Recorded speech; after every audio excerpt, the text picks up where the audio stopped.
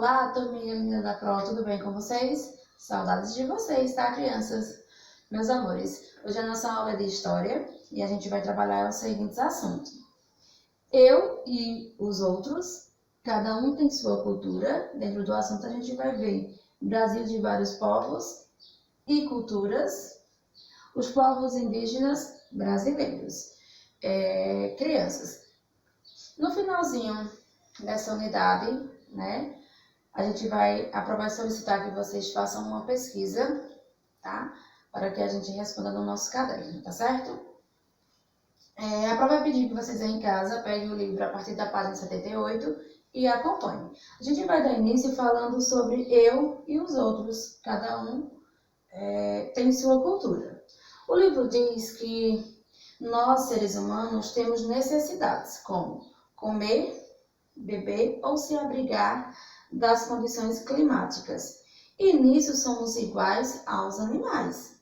Mas, diferentemente dos animais, não vivemos todos da mesma forma, igualzinho. Por exemplo, em todo o mundo, os cães latem, enterram ossos e cavam buracos. Já o ser humano é muito mais diverso na sua forma de se expressar, trabalhar, ter crenças, no seu jeito de comunicar e enxergar o mundo, e etc. Tudo isso apenas mudando de um lugar para outro. Então, diferentemente dos animais, nós temos outras formas de se expressar, né?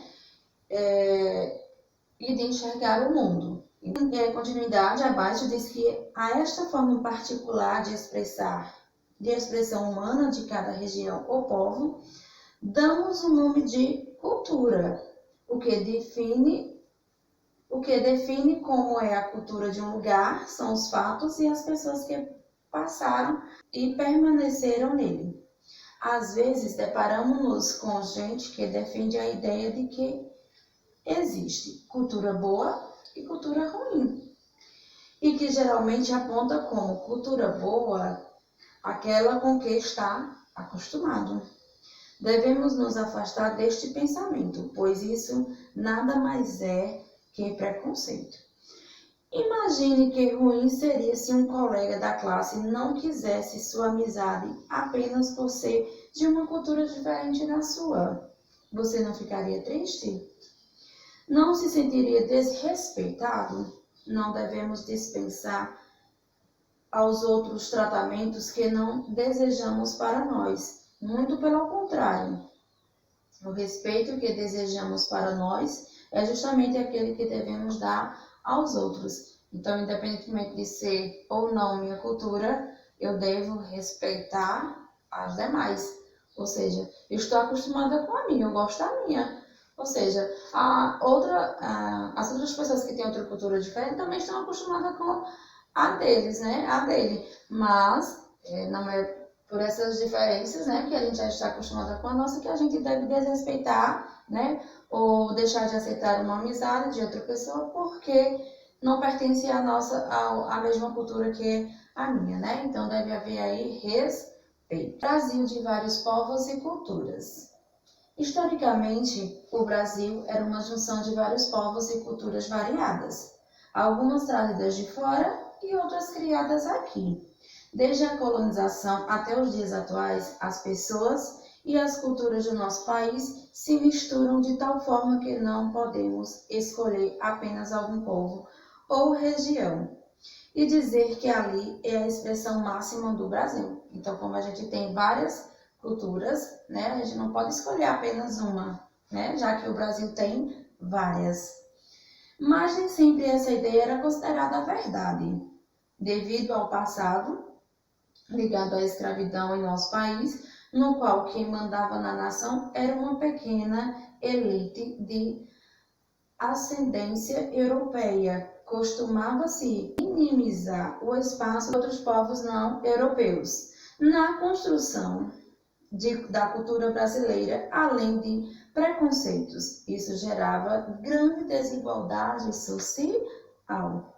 Com o passar do tempo, felizmente esse cenário está se revertendo. As culturas das antes ditas minorias agora estão sendo abraçadas como parte do ser brasileiro. temos progredido, mas ainda há muito a ser feito, pois ainda hoje tem quem acredita em ideias preconceituosas do passado. Devemos ser sempre firmes e zelar para que, onde quer que estejamos, apenas a igualdade seja a regra maior para ter um presente justo e um futuro promissor. Então é isso, meus amores. Para a gente ter um presente justo e um futuro promissor, devemos tratar todos com respeito e igualdade.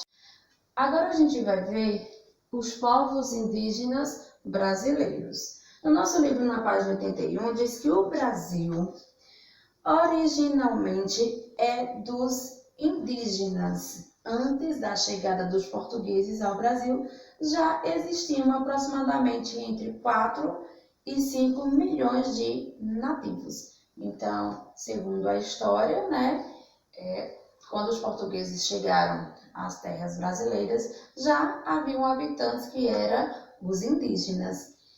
Aí nós temos uma imagem, que mostra essa chegada dos portugueses às terras brasileiras, onde já havia habitantes que eram os indígenas. Na prática, isso quer dizer que, antes da chegada dos portugueses no nosso território, já existiam povos com sua organização social, suas crenças e os seus costumes. Quando os portugueses chegaram ao Brasil em 1500, estabeleceram o primeiro contato com os indígenas. Os dois povos se estranharam muito, pois suas culturas eram muito diferentes. Atualmente, só sabemos algo sobre os indígenas que habitavam o Brasil antes de 1500 devido à carta de Pero Vaz de Carminha, escrivão da expedição dos primeiros portugueses que aqui chegaram. Além de escritos feitos pelos jesuítas posteriormente.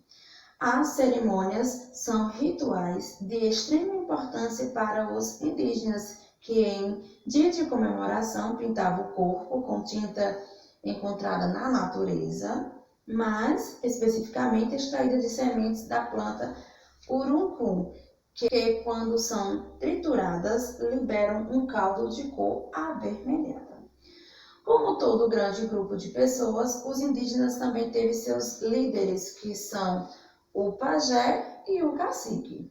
O pajé é o sacerdote e o curadeiro da tribo, que conhece todos os rituais e as ervas da região que habita.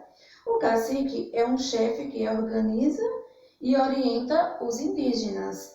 Todos vivem juntos em aldeias compostas por habitações rústicas chamadas ocas. Várias aldeias em conjuntos formam uma tribo, isto é, pertencem à mesma etnia.